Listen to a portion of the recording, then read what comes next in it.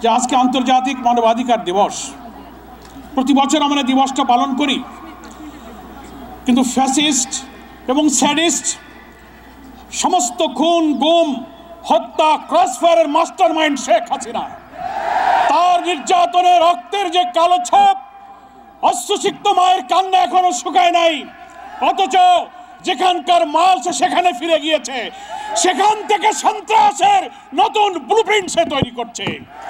আজকের এই মানবাধিকার দিবসে আমরা বলতে চাই, সেই 2006 সালের 28 অক্টোবর থেকে শুরু করে পিলখানার হত্যাকাণ্ড, হেফাজতের হত্যাকাণ্ড, তারপরে বাংলাদেশের ইসলামী আন্দোলন নেতৃবৃন্দকে বিনা অপরাধে সাজানো মামলা, সাজানো সাক্ষী, সাজানো বাদী, সাজানো বিচারক দিয়ে নির্মমভাবে জুডিশিয়াল কিলিং করা হয়েছে।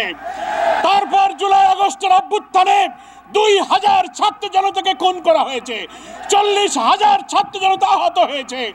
এই গুম খুনের বিচার বাংলাদেশে না হলে আমাদের আন্দোলন, এই ত্যাগ, নতুন বাংলাদেশ নির্মাণের স্বপ্ন ব্যর্থ হয়ে যাবে। আমি প্রশ্ন করতে চাই, বাংলাদেশ নামক রাষ্ট্রে একটি মানবাধিকার কমিশন আছে। এই 17-18 বছরের কালো যুগে যত খুন, গুম, ক্রসফায়ার হয়েছে, মানবাধিকার কমিশন তার কি বিচার করেছে?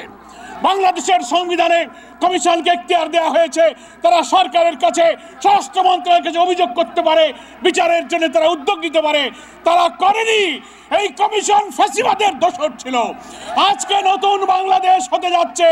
আমরা মনে করি আমাদের এই ফ্যাসিবাদ থেকে মুক্তি পেতে গেলে, আমাদের নতুন বাংলাদেশ নির্মাণের জন্য আমাদের প্রাণের সন্তানের যে জীবন দিয়েছে, সেই রক্তের দায় শোধ করতে গেলে আগামী জাতীয় নির্বাচনের পূর্বে আমাদের এই 24-এর অভ্যুত্থানের যে চেতনা, সেই চেতনা ধারণ করে একটি জাতীয় ঐক্যের মধ্য দিয়ে নির্বাচনী কৌশলে আওয়ামী লীগকে রাজনীতি থেকে বিদায় দিতে হবে।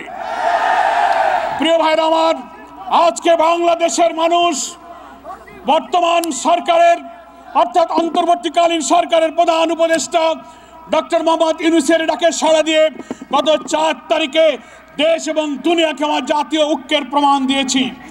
আমরা সরকারকে বলতে চাই, সরকারের অভ্যন্তরে, প্রশাসনের, judiciary, civil administration, police administration, everywhere, every sector of our society, যেখানে ফ্যাসিবাদের দোসররা আজও ঘাপটি মেরে বসে আছে, এদের থেকে প্রশাসনকে পরিচ্ছন্ন না করলে আবার নির্বাচন হতে পারে না। সেই জন্য আপনারা শক্ত হন, দৃঢ় হন, ঝুঁকি গ্রহণ করুন। আমরা আপনাদের পাশে আছি, কিন্তু আওয়ামী দোসরদের সাথে আঘাত করলে আপনার আমার স্বপ্ন পূরণ হবে না, নির্বাচন নিরপেক্ষ হবে না।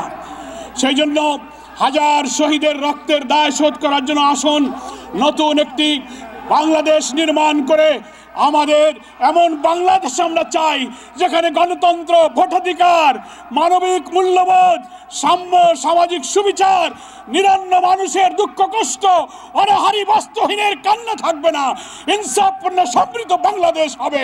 সেই বাংলাদেশ যদি আমরা প্রতিষ্ঠা করতে পারি, তাহলেই 24-এর গণ অভ্যুত্থানের ত্যাগ আমাদের সার্থক হবে।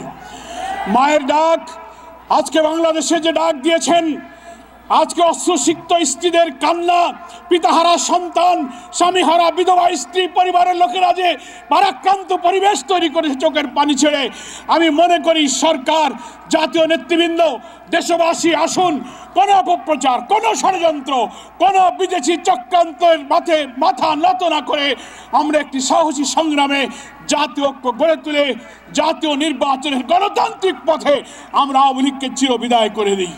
সকলকে ধন্যবাদ জানিয়ে এক্ষুনি মাগরিবের আজান হবে।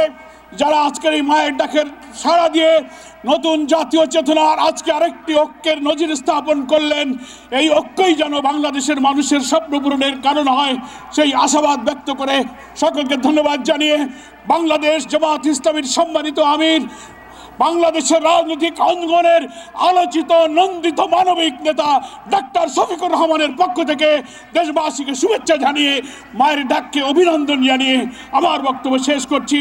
খোদা হাফেজ। বাংলাদেশ জিন্দাবাদ।